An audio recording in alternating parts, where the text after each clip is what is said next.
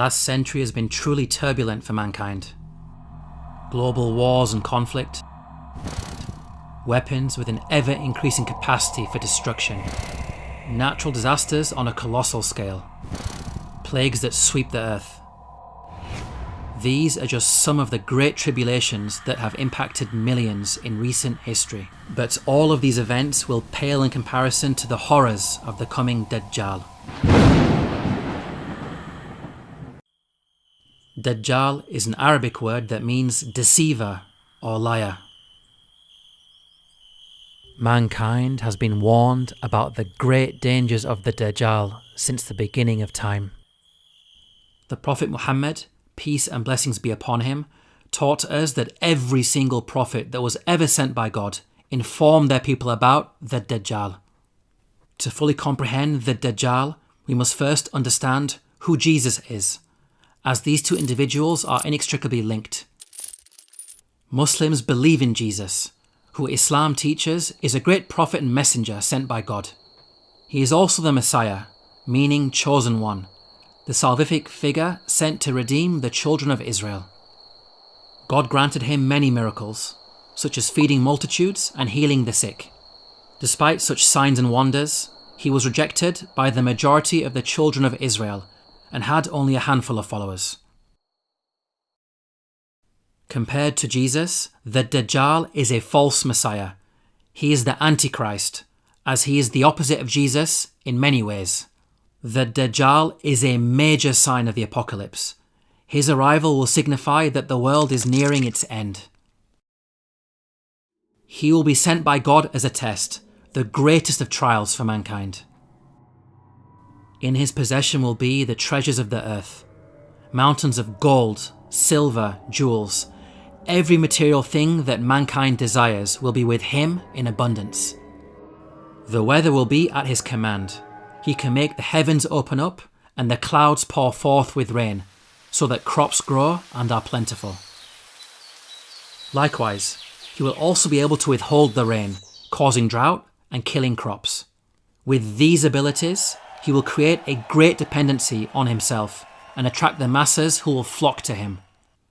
Eventually, he will declare himself to be God and will be worshipped as such. In this way, much of mankind will be deceived, selling their hereafter for worldly gain and ending up in the fire.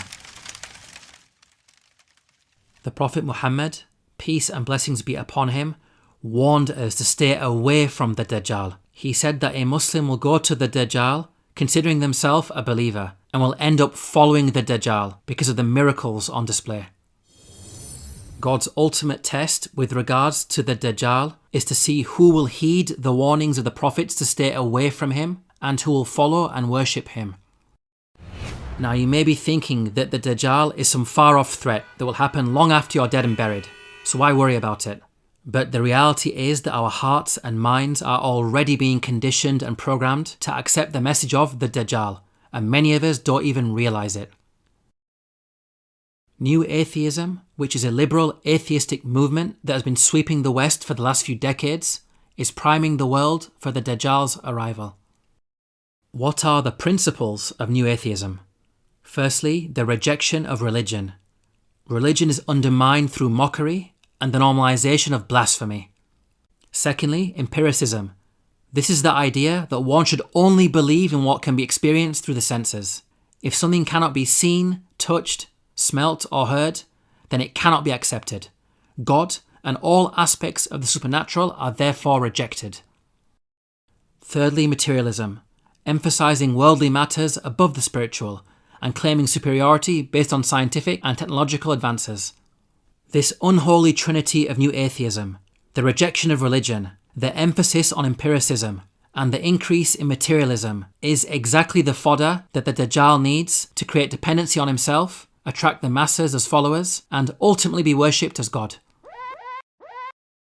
Just how does the atheist denial of the supernatural benefit the Dajjal?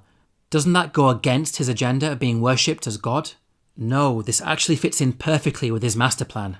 People who disbelieve in God and have rejected all aspects of the supernatural, just imagine how they're going to react when they see the Dajjal. They're going to lose their minds And no doubt they will accept his claim of divinity without question, because they'll be witnessing things they cannot comprehend.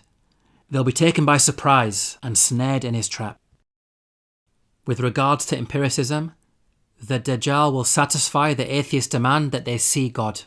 If they're demanding a physical God, well, that's what the Dajjal is going to be, defying all scientific explanation by performing signs and wonders before their very eyes.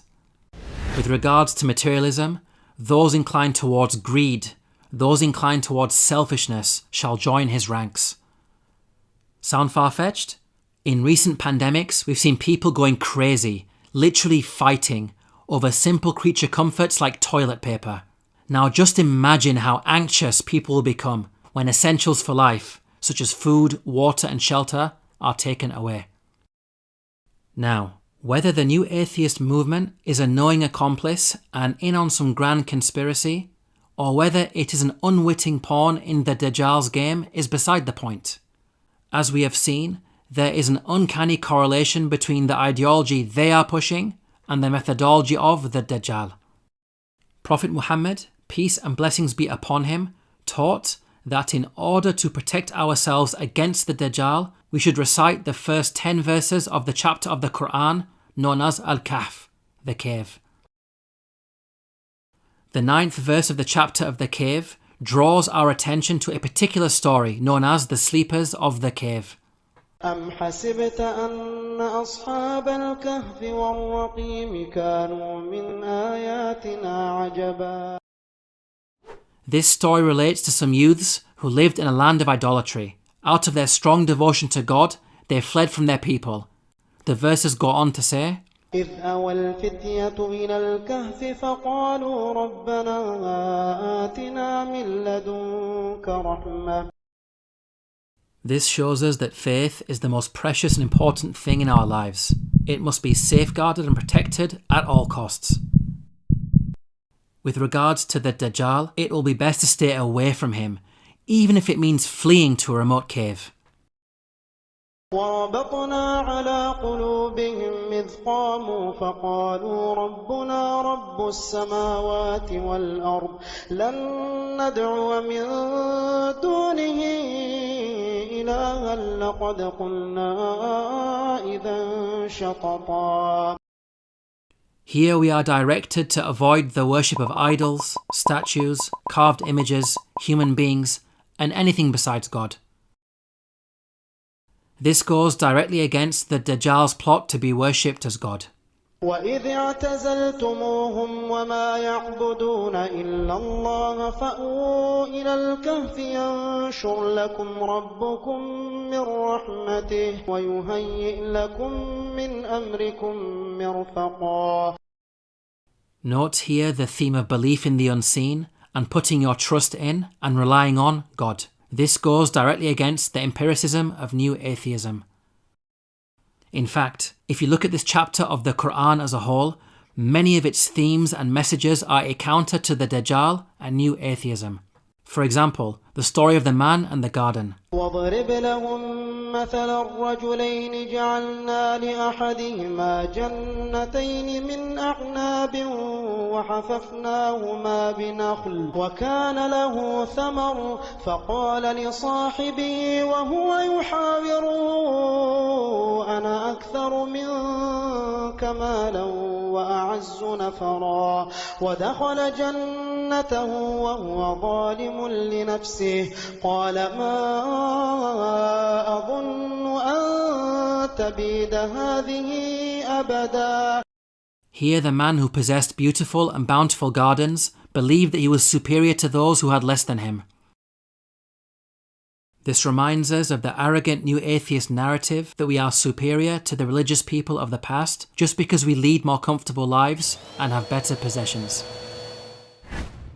Our worth as a society should not be measured in material terms, such as wealth and technology, but rather how we treat the weakest and most vulnerable. In this regard, the modern world is failing miserably. Finally, these verses remind us that material things are temporal, and one should not put their trust solely in them to the extent that they neglect God. By contrast, the hereafter is eternal, everlasting. In summary, we can see that the plots of the Dajjal and the pillars of new atheism are explicitly denied throughout this chapter of the Quran.